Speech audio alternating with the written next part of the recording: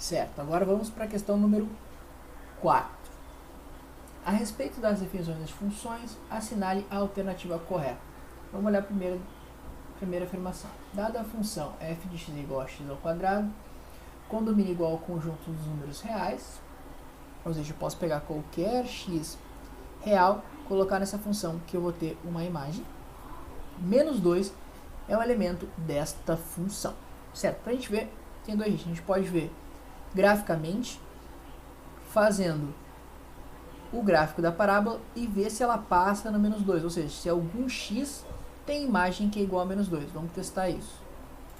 Então, novamente, a gente está usando o aplicativo GeoGebra.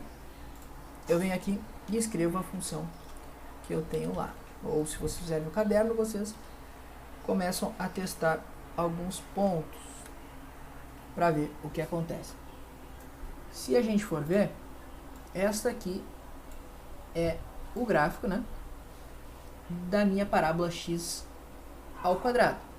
Se eu for ver, o menos 2 não pertence à imagem. O menos 2 está aqui e não é imagem de nenhum x correspondente, só a partir do zero. Ou seja, o zero é a nossa primeira imagem e daí a gente vai subindo para os números reais positivos. Então, graficamente, é fácil da gente perceber que aquela afirmação ela é errada. Voltando aqui para o nosso mini quadro, então a gente sabe que ela é errada. Então, a gente sabe que ela é errada, não é verdadeira essa afirmação. Teria outro jeito? Tem. De que forma a gente consegue ver que essa afirmação não é certa? A gente pode imaginar que a gente tem um f de x e ele tem que ser igual a menos 2. Eu sei que o f de x também é igual a x ao quadrado. Então, se x ao quadrado é igual a f de x e o f de x tem que ser igual a menos 2, eu posso dizer que x ao quadrado vai ter que ser igual a menos 2. Certo. Então, o que eu posso pensar? Das propriedades de potências e de radicais. Eu posso fazer a raiz quadrada desses dois lados aqui. Então, eu faço a raiz quadrada desse lado e a raiz quadrada desse lado. O que eu vou ter, então? Que a raiz quadrada de x ao quadrado é x. E eu vou ter possíveis dois valores, né? Eu posso ter um valor negativo ou um valor positivo para a raiz quadrada de menos 2. Agora eu posso fazer alguns pensamentos. O que eu tenho que analisar? Existe algum x real, certo? Algum número real, x, que eu tenho essa situação aqui, a raiz quadrada de um número negativo, seja ela positiva ou negativa, certo? Existe algum x real que satisfaz essa verdade aqui, essa igualdade? Não, né? Não existe. Ou seja, essa afirmação aqui, algebricamente, também é falsa, certo? Então, a gente provou que ela é falsa. Analisando a segunda afirmação, a B. Uma função sobrejetora, quando o domínio e imagem são o mesmo conjunto. Ou seja, uma função é sobrejetora quando o domínio e a imagem são o mesmo conjunto. Se a gente estiver um pouco desatento, a gente até pode achar que ela é verdadeira, né? Mas uma função é sobrejetora, como a gente viu nos exemplos anteriores, quando o contradomínio, então não é domínio, é contradomínio, e imagem são o mesmo conjunto. Ou seja, essa afirmação aqui também está falsa. Vamos para C.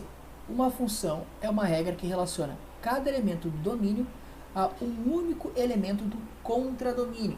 Tá certo? Tá certo, porque se eu tiver um conjunto de números A e um outro conjunto B e uma relação, ou seja, uma função que vai de A para B, lembrando que para ser a função, aqui ó, no meu domínio, eu só posso relacionar com um número do contradomínio. Ou seja, só posso relacionar com um número. Não pode acontecer de sair duas flechinhas. Isso aqui ela não ocorre, não pode acontecer. Certo? Não pode sair duas flechinhas do meu domínio. Ou seja, um número do meu domínio não pode ter duas imagens diferentes. Certo? Agora, voltando aqui um pouco, o que pode ocorrer? O que pode ocorrer é dois números x aqui, dois números do mesmo domínio, chegarem na mesma imagem. Isso pode. Dois x diferentes chegam na mesma imagem. Isso é ok. Isso pode acontecer. Mas o contrário não pode. E é o que a afirmação diz. Uma função é uma regra que relaciona cada elemento do domínio a um único elemento do contradomínio. Certo?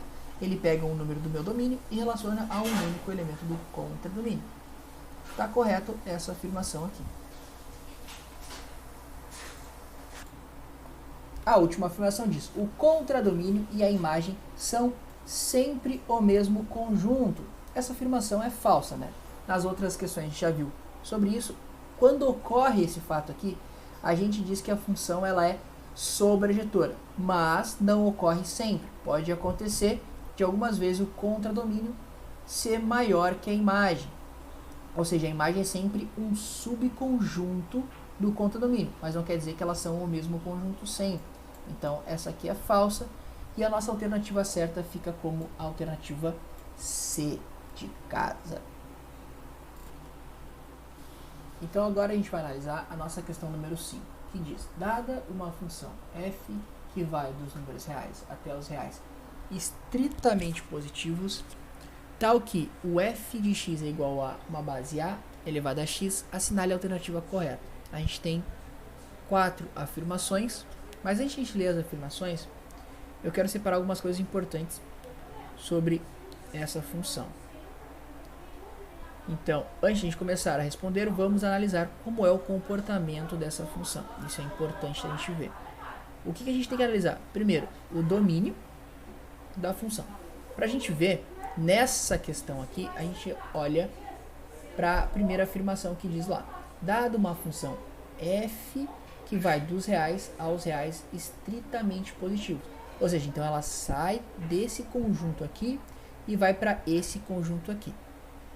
Se fosse uma função que vai de A para B, nesse caso, o A é o conjunto de saída, né? Então ele é o nosso domínio. Certo? Conjunto de saída aqui. E como a gente já viu, ou para quem ainda não sabe, esse Rzinho aqui, que pode ser representado também com duas barras do lado dessa perninha do R aqui, ele representa os números reais. Ou seja, o nosso domínio, o nosso conjunto de saída são todos os números reais. Certo? Tá, e o contradomínio? O contradomínio, a gente também olha para a mesma frase. F é uma função que vai dos reais, a gente sabe que são todos números reais, para os reais estritamente positivos. Tá, o que quer dizer estritamente positivos? Então, esse R é o número dos reais com duas observações do lado. Então, o que são essas observações? A primeira, R com o maisinho. Esse mais significa que são os números reais não negativos. Ah, mas por que já não exclui o zero junto? Porque o zero, lembrando, ele não é nem negativo, nem positivo. Então, se eu estou excluindo só os números não negativos, quer dizer que o zero está incluído, eu só tiro os que são negativos. Aí, como é que eu faço para excluir o zero? Eu faço desse jeito aqui. A gente coloca um asterisco. Esse asterisco aqui quer dizer que são os reais sem o zero.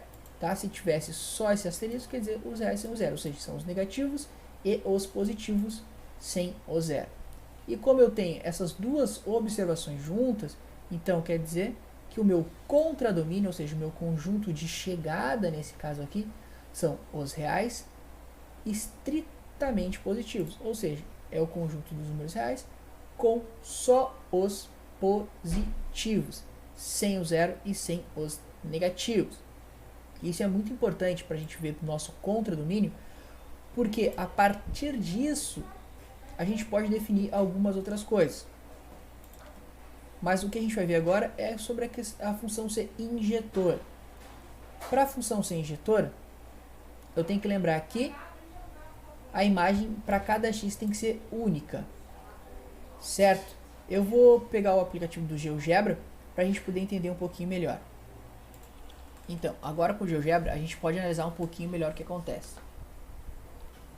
Como o contradomínio são só os números estritamente positivos, eu não olho para essa parte de baixo aqui. Eu não olho para os números negativos. certo? Então é como se eu pudesse ajustar e a minha função funcionasse só do zero com a bolinha aberta para cima. Para ver se ela é injetora, então, essa é interessante. A gente pode fazer o teste da reta paralela, certo? Eu só vou ajustar aqui para poder enxergar o eixo das abscissas. Reta paralela e traço. Quando eu pego essa reta paralela, parece que ela toca e quando ela está bem embaixo, em vários pontos juntos, mas não. Lembrando, se a gente aproximar, ela não vai tocar, você vai tocar em um ponto só. E para cima é nítido que sempre toca em um ponto só. Quer ver, se a gente ir aproximando, o que acontece é que ela não vai tocar, certo? A sensação é que toca em vários pontos, mas não, cada vez que a gente aproxima a gente vê que só toca em um. Tá, mas esse é o caso onde a base é igual ao número maior do que 1. Mas lembra que a base pode estar entre 0 e 1. Aí eu tenho o segundo caso, que é este daqui. Deixa eu tirar o ponto. Aqui, deixa eu mover para a gente poder ver um pouquinho melhor. Como eu travei a reta aqui, a reta paralela, eu não consigo mais mexer ela. Então eu vou fazer uma outra reta para a gente poder entender um pouco melhor. Que ela também não toca, certo? Lembrando que dá a sensação que toca quando a gente pega perto, mas quando eu vou aproximando a gente vai vendo que sempre toca em apenas um ponto. Então essa função ela é injetora. Tá, e ela é sobrejetora? Sim, ela é sobrejetora. Por quê? Para ser sobrejetora, a imagem tem que ser igual contra domínio. Se eu for ver, o que acontece? Todos os números que eu tenho no meu eixo Y sempre vão corresponder ao número no X. Então, ou seja, qualquer número no meu contradomínio, porque lembrando que a gente excluiu todos os números abaixo do zero e o zero, eu sempre vou ter um X correspondente, ou seja, todo X tem uma imagem correspondente no contradomínio. Então quer dizer que o contradomínio é igual ao conjunto imagem, certo? E ela é bijetora? Sim, como ela é sobrejetora e injetora ao mesmo tempo, então ela é bijetora. Pra gente ver também aqui, ó, no GeoGebra dá pra perceber. Então, ó, se eu pego o 4, eu sempre encontro qualquer uma das retas, porque das curvas no caso, né? Porque eu tenho uma base maior que 1 e uma base entre 0 e 1. Certo? Então ali, 2. 2 é imagem para essas duas funções. 4 também. Um número entre 2 e 4 também. Um número entre 4 e 6 também. E qualquer número para cima vai ser imagem de algum x correspondente, porque sempre eu encontro o correspondente na minha curva, certo? Eu sempre vou ter um x lá para baixo, um x lá para baixo, que vai ser correspondente a esse y, ou seja, ela é sobrejetora em todo o seu intervalo do contradomínio. Logo, ela é sobrejetora, então se ela é as duas coisas, ela é injetora e sobrejetora ao mesmo tempo, ela é bijetora. Agora a gente vai responder as questões. Certo, então a primeira alternativa diz, a função é bijetora em qualquer intervalo domínio. Tá correta, né? Porque a gente viu no nosso último item que ela é bijetora, porque ela é sobrejetora e injetora ao mesmo tempo.